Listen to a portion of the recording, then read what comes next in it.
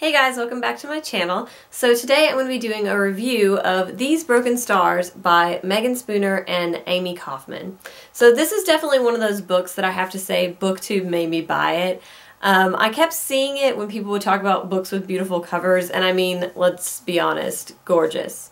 But then I heard a couple of people call it Titanic in space, and I am a big fan of anything Titanic, so I definitely looked up the synopsis and thought it sounded interesting, and so I decided to pick it up. And when I was in Asheville with my fiance for the weekend, we stopped in Malaprops and they actually had a signed copy, and it's signed by Meagan Spooner.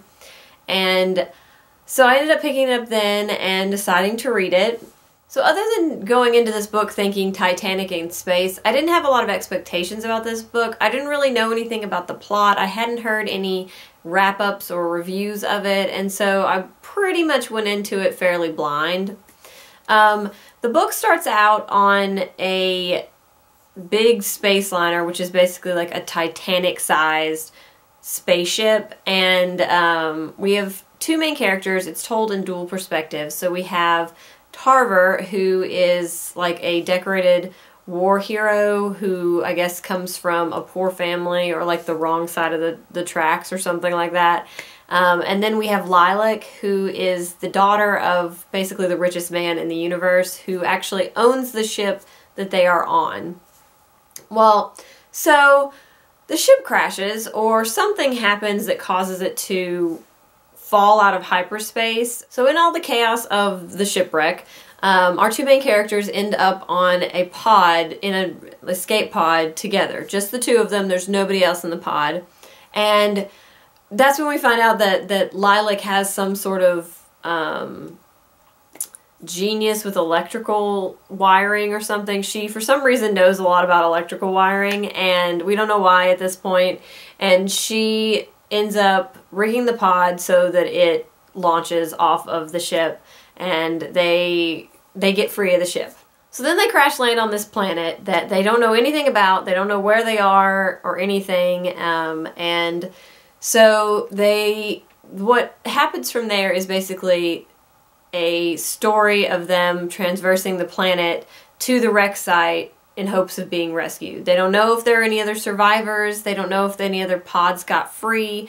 They just know that they want to get to the wreck site as quickly as possible, so if there's rescue, that they will be where the biggest, most recognizable spot is for them to be rescued. Another way that the story is told is that between each chapter you have these pages where you can tell that Tarver is being interrogated, and so before the ship even crashes, we know that they are rescued from the planet eventually. And so that sort of helps move the story forward to the end point.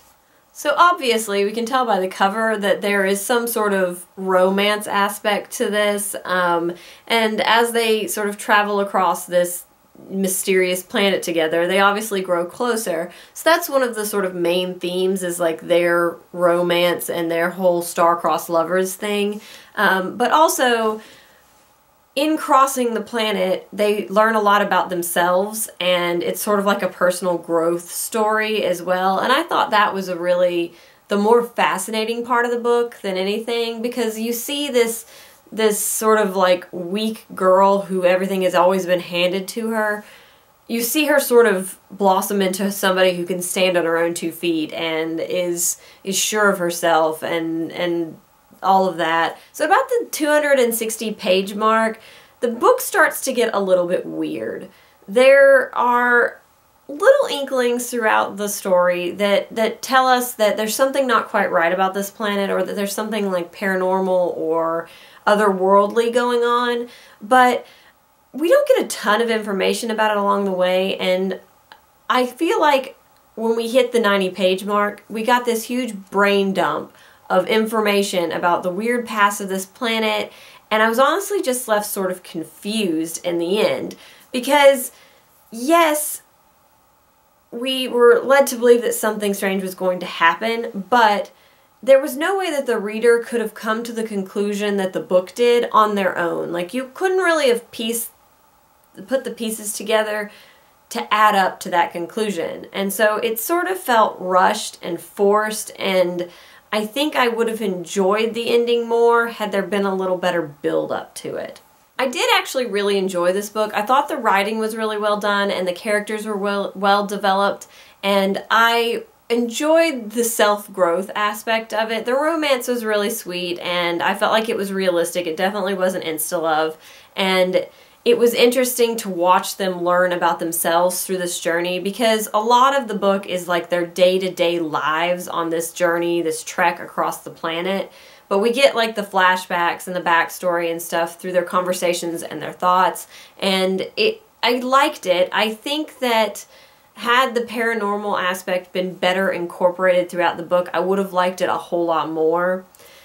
But I do think that it's a good read, and especially if you're a fan of paranormal or otherworldly things in books, I think you would enjoy this. It's definitely for YA audience, and it's just a fun read. It's definitely not something that's like a serious read, and it will have you crying. There were parts that made me sob, but for the most part it was just a really nice, light book to read, and I enjoyed it. So yeah, those are my thoughts on These Broken Stars by Meagan Spooner and Amie Kaufman. I really enjoyed it, and I would love to hear your comments on the book in the comments section.